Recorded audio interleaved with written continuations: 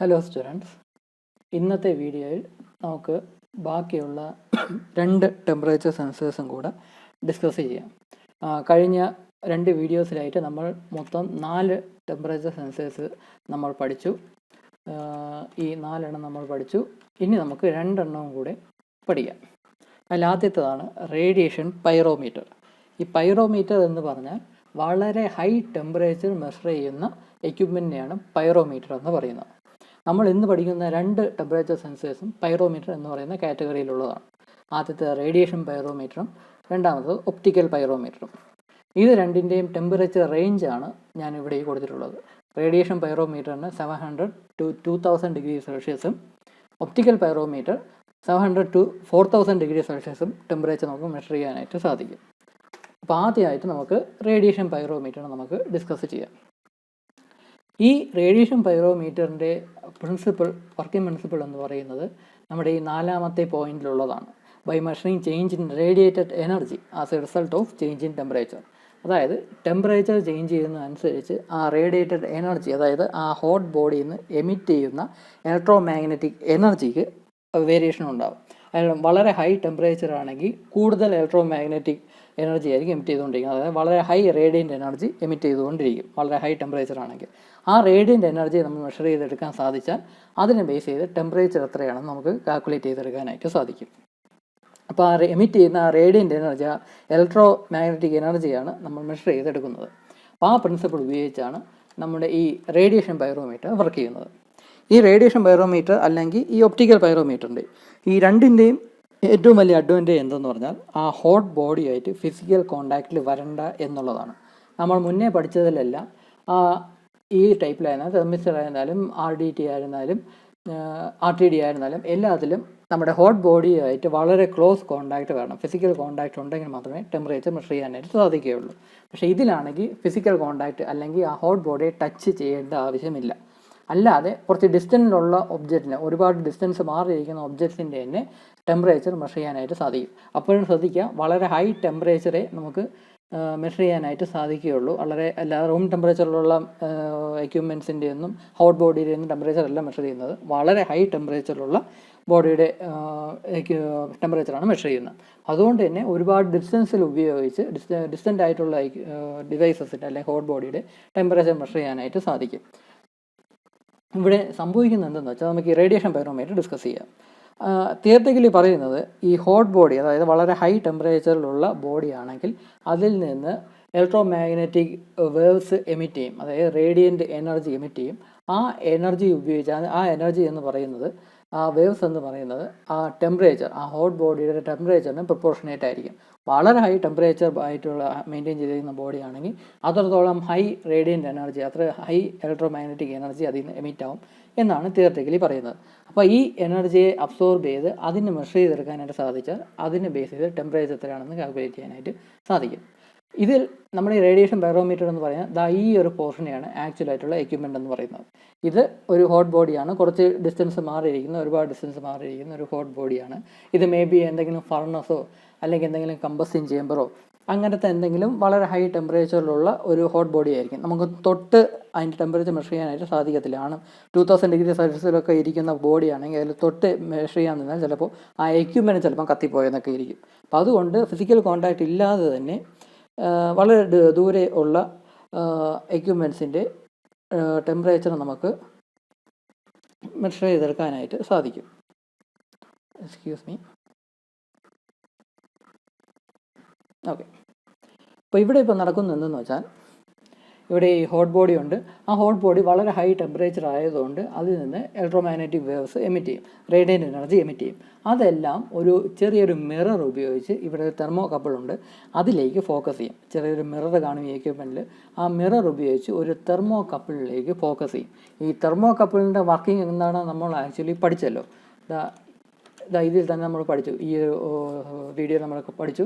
Thermocouple എന്ന് പറഞ്ഞാൽ 2 ജംഗ്ഷനുണ്ട്. അതിലൊരു ജംഗ്ഷൻ എന്ന് പറഞ്ഞാൽ റെഫറൻസ് ജംഗ്ഷനാണ്, മറ്റേ ജംഗ്ഷൻ എന്ന് പറഞ്ഞാൽ മെഷറിംഗ് ജംഗ്ഷനാണ്. ഈ മെഷറിംഗ് ജംഗ്ഷനിലോട്ടാണ് നമ്മുടെ ഈ മിററിൽ നിന്നുള്ള ആ ഒരു റേഡിയേഷൻ നമ്മൾ ഫോക്കസ് ചെയ്യുന്നത്. അതായത് ഈ ഹോട്ട് ബോഡിയിൽ നിന്നുള്ള എമിറ്റ് ചെയ്യുന്ന ആ വേവ്സ് മിറർ ഉപയോഗിച്ച് ഒരു തെർമോകപ്പിളിൻ്റെ റെഫറൻസ് മെഷറിംഗ് ജംഗ്ഷനിലോട്ട് ഫോക്കസ് ചെയ്യും. അപ്പോൾ ആ സമയത്ത് നടക്കുന്നത് അതിൽ നിന്നുള്ള ടെമ്പറേച്ചർ ഈ ഫോക്കസ് ചെയ്യും, മിറർ ചെയ്യുന്ന ഈ വേവ്സ് ഫോക്കസ് ചെയ്യുക എന്ന് പറഞ്ഞാൽ അവിടെ ഒരു ടെമ്പറേച്ചർ അവിടെ ഹീറ്റ് ജനറേറ്റ് ചെയ്യുമല്ലോ.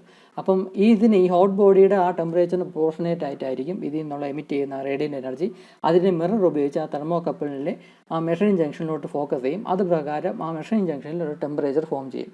ആ ടെമ്പറേച്ചർ മെഷർ ചെയ്യാനായിട്ടുള്ള എക്യുപ്മെൻറ്റ്സ് അതിൻ്റെ ബാക്കി തെർമോകപ്പിളിൻ്റെ ബാക്കി പോർഷനായിട്ടുണ്ട്. വോൾട്ട് മീറ്റർ ഉപയോഗിച്ച് ഇവിടെ വോൾട്ടേജ് മെഷർ ചെയ്യാനുള്ള ഡിവൈസ് ഉപയോഗിച്ച് ആ തെർമോകപ്പിളിലെ മെഷറിംഗ് ജംഗ്ഷൻ്റെ ടെമ്പറേച്ചർ എത്രയാണെന്ന് ഈസി ആയിട്ട് മെഷർ ചെയ്തെടുക്കാനായിട്ട് സാധിക്കും. ആ മെഷർ ചെയ്യുന്ന ടെമ്പറേച്ചർ ഉപയോഗിച്ച് ഈ ഹോട്ട് ബോഡിയുടെ ടെമ്പറേച്ചർ മെഷർ ചെയ്യാനായിട്ട് സാധിക്കും. ഇവിടെ ഇപ്പം 700 ഡിഗ്രി സെൽഷ്യസ് ഉള്ള ബോഡി ആണെങ്കിലും ഈ മിറർ ഉപയോഗിച്ച് ഫോക്കസ് ചെയ്ത് ഈ തെർമോകപ്പിളിൽ ഉണ്ടാകുന്ന ഹീറ്റ് എന്ന് പറയുന്നത് മേ ബി 100 ഡിഗ്രി സെൽഷ്യസോ 200 ഡിഗ്രി സെൽഷ്യസോ ഒക്കെ ആയിരിക്കാം.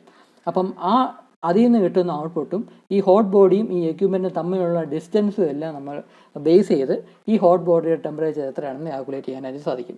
ഇവിടെ മിറർ ഉപയോഗിച്ച് ഇവിടെ തെർമോകപ്പിളിൽ ഫോക്കസ് ചെയ്യുമ്പോൾ മേ ബി 100 ഡിഗ്രി സെൽഷ്യസ് ഒക്കെ റീഡിങ് കാണിക്കുകയുള്ളൂ. പക്ഷേ ഈ ഡിസ്റ്റൻസും കൂടെ വച്ചിട്ട് കാൽക്കുലേറ്റ് ചെയ്ത് നോക്കുമ്പോഴേക്കും നമുക്ക് ഈ ഹോട്ട് ബോഡിയുടെ ആക്ച്വൽ ടെമ്പറേച്ചർ എത്രയാണെന്ന് നമുക്ക് കാൽക്കുലേറ്റ് ചെയ്തെടുക്കാനായിട്ട് സാധിക്കും. അത് മേ ബി 700 അല്ലെങ്കിൽ 800 ഡിഗ്രി സെൽഷ്യസ് ആയിരിക്കും.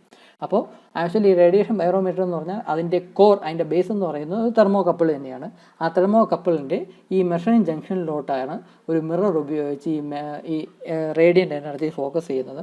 അത് ഉപയോഗിച്ച് ഫോക്കസ് ചെയ്യുന്ന വേവ്സ് ഉപയോഗിച്ച് ആ തെർമോകപ്പിളിൽ ഫോം ചെയ്യുന്ന ടെമ്പറേച്ചർ എത്രയാണെന്ന് മെഷർ ചെയ്തെടുക്കുന്നു. ആ മെഷർ ചെയ്തെടുക്കുന്ന ടെമ്പറേച്ചറും ഈ ഹോട്ട് ബോഡിയും ഈ എക്യുപ്മെൻറ്റും തമ്മിലുള്ള ഡിസ്റ്റൻസും ബാക്കി ഫാക്ടേഴ്സും എല്ലാം ബേസ് ചെയ്ത് ഈ ഹോട്ട് ബോഡിയുടെ ടെമ്പറേച്ചർ എത്രയാണെന്ന് ഈസി ആയിട്ട് കാൽക്കുലേറ്റ് ചെയ്തെടുക്കാനായിട്ട് സാധിക്കും. അപ്പോൾ ഇതാണ് റേഡിയേഷൻ പൈറോമീറ്റർ എന്ന് പറയുന്ന എക്യുപ്മെൻറ്റ്. ഇവിടെ ഫിസിക്കൽ കോൺടാക്റ്റ് വരുന്നില്ല, കുറച്ച് ഡിസ്റ്റൻസ് മാറിയുള്ള എക്യുപ്മെൻറ്റ്സ് ഹോട്ട് ബോഡിയുടെ ടെമ്പറേച്ചർ നമുക്ക് ഫിസിക്കൽ കോൺടാക്റ്റ് ഇല്ലാതെ തന്നെ ഒരേ ഡിസ്റ്റൻസ് മാറിയത് നമുക്ക് മെഷർ ചെയ്യാനായിട്ട് സാധിക്കും. അപ്പോൾ ഇതാണ് റേഡിയേഷൻ ബയോമീറ്റർ എന്ന് പറയുന്ന ഡിവൈസ്.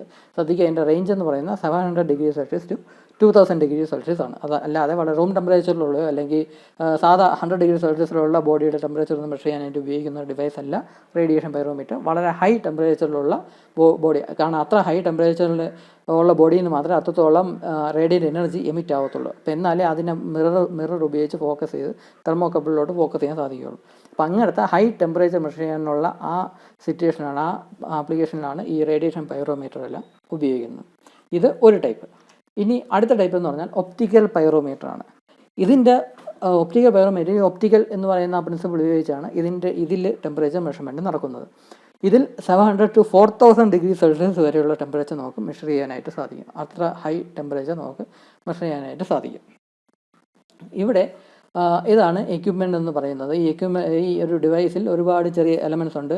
അതിൻ്റെ മെയിനായിട്ടുള്ള പോർഷൻ എന്ന് പറഞ്ഞാൽ ഈ ഒരു ഫിലമെൻ്റ് ലാമ്പ്, ഇതൊരു ലാമ്പാണ്, അതിലൊരു ഫിലമെൻറ്റും കാണും. ആ ഫിലമെൻറ്റ് പവർ ചെയ്യാനായിട്ട് സർക്യൂട്ടും കൂടെ കൊടുത്തിരിക്കും, ഒരു അമ്മീറ്ററും കൊടുത്തിരിക്കും, ഇവിടെ റെസിസ്റ്റൻസും കൊടുത്തിരിക്കും.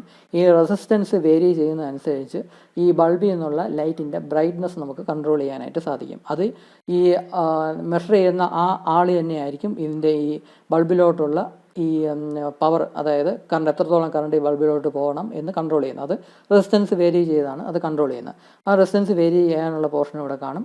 അത് ഈ സർക്യൂട്ടിലുള്ള ആ സമയത്തുള്ള കറണ്ട് എത്രയാണെന്ന് മെഷർ ചെയ്യാനായിട്ട് അമ്മീറ്ററും കൊടുത്തിട്ടുണ്ട്.